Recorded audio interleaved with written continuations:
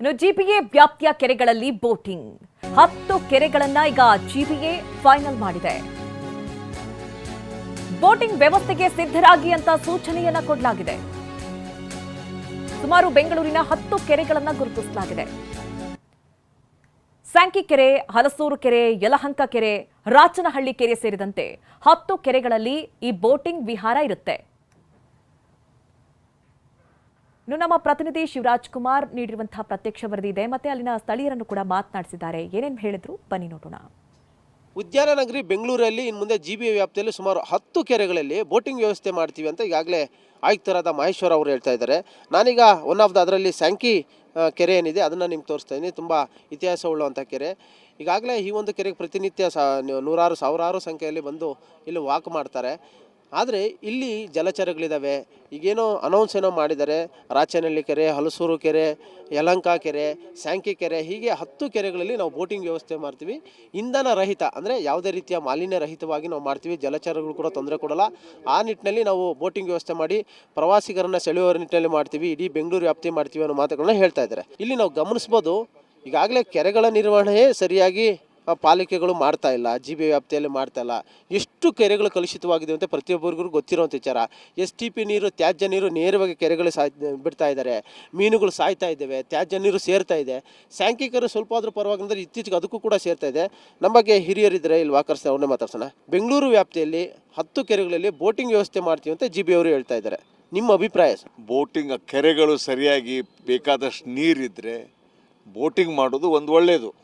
But ಇಲ್ಲಿ ಭಾಳ ಪ್ರಯತ್ನಗಳಾಗಿದ್ದಾವೆ boating ಮಾಡೋಕ್ಕೆ. ಒಂದು 5 ತಿಂಗಳು 6 ತಿಂಗಳು ನಡೆದಿಲ್ಲ. ಬೋಟ್ಗಳು ಮೂಲಿಗೆ ಬಂದು ರೊಕ್ಕ ವೇಸ್ಟ್ ಆಗಿ ಹೋಗುವಂಥ ಇದಿದೆ.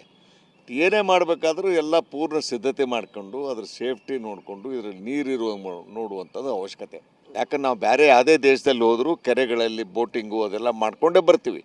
ಅದೊಂದು ಭಾಳ ದೊಡ್ಡ ಅಟ್ರ್ಯಾಕ್ಷನ್ನು, ಅದೊಂದು ಒಳ್ಳೆ ಕೆಲಸ. ಇಲ್ಲಿ ಮುಖ್ಯವಾಗಿದ್ದು ಇದನ್ನು ಹೊಳೆಗಳಿಗೆ ತ್ಯಾಜ್ಯ ನೀರು ಬಿಡೋದು ಬಂದ್ ಮಾಡೋಕ್ಕಾಗಿಲ್ಲ. ನಮಗೆ ಎಷ್ಟೋ ನದಿಗಳನ್ನು ಕೊಂದುಬಿಟ್ಟಿದ್ದಾರೆ.